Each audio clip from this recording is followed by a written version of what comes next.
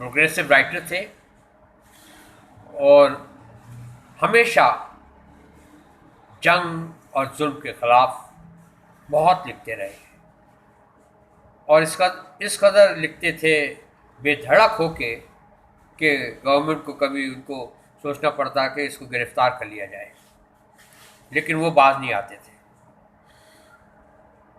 तो आज मैं एक उनका बड़ा अच्छा शेर है कि हम जो इंसानों की तहज़ीब लिए फिरते हैं हम सब वैशी कोई जंगल के दरिंदों में नहीं।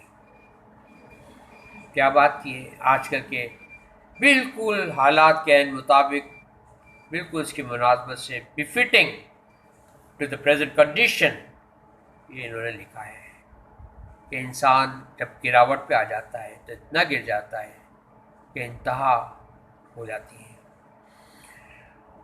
और बेशुमार नगमे लिखे हैं, बेशुमार फिल्मी गाने लिखे जो बहुत अमर हैं और आज भी बहुत ज़ौक़ और शौक़ से सुने जाते हैं।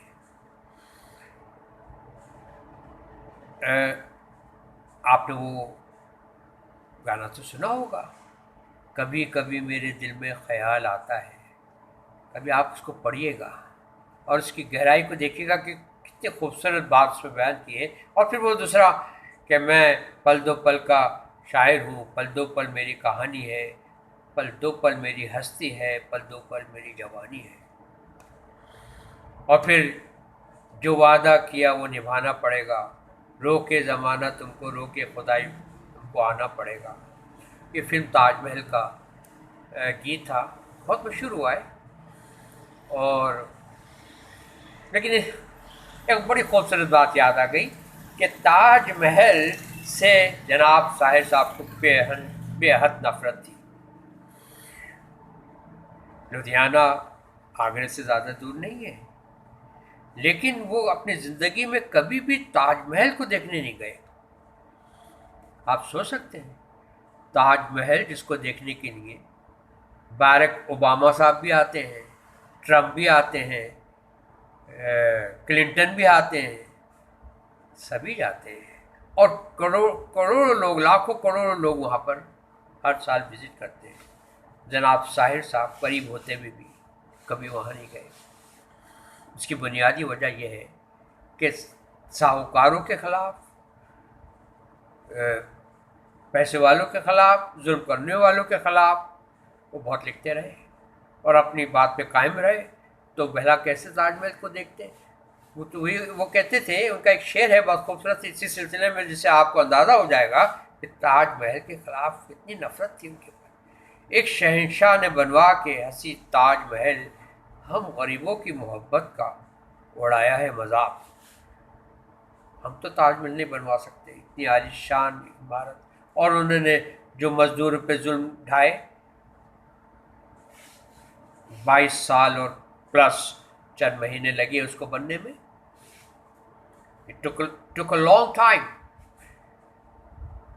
तो वो भला कैसे मानते हैं?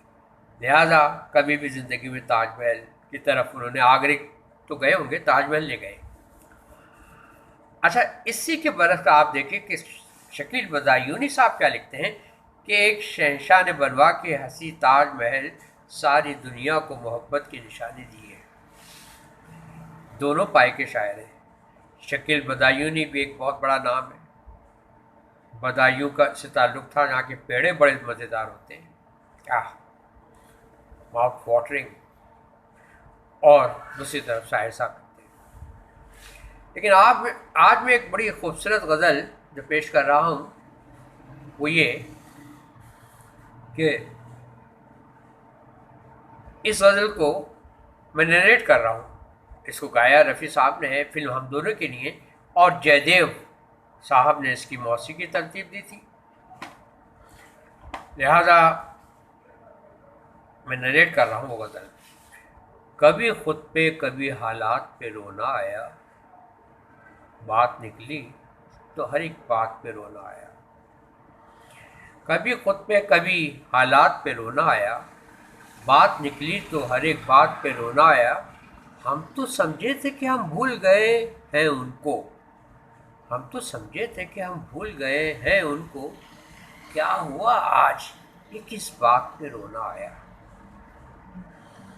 پھر فرماتے ہیں کس لیے جیتے ہیں ہم، کس کے لیے جیتے ہیں، کس لیے جیتے ہیں ہم، کس کے لیے جیتے ہیں، بارہا ایسے سوالات پہ رونا آیا۔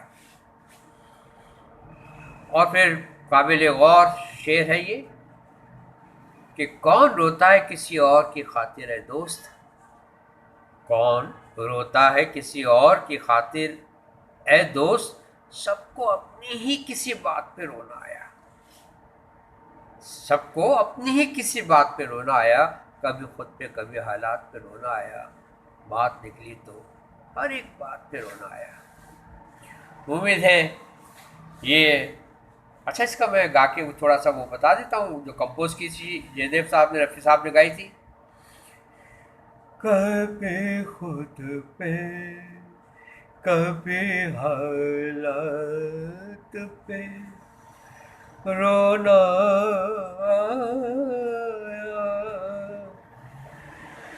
کبھی خود پہ کبھی حالات پہ رونا آیا، بات نکلی تو ہر ایک بات پہ رونا آیا، کبھی خود پہ کبھی حالات پہ رونا آیا۔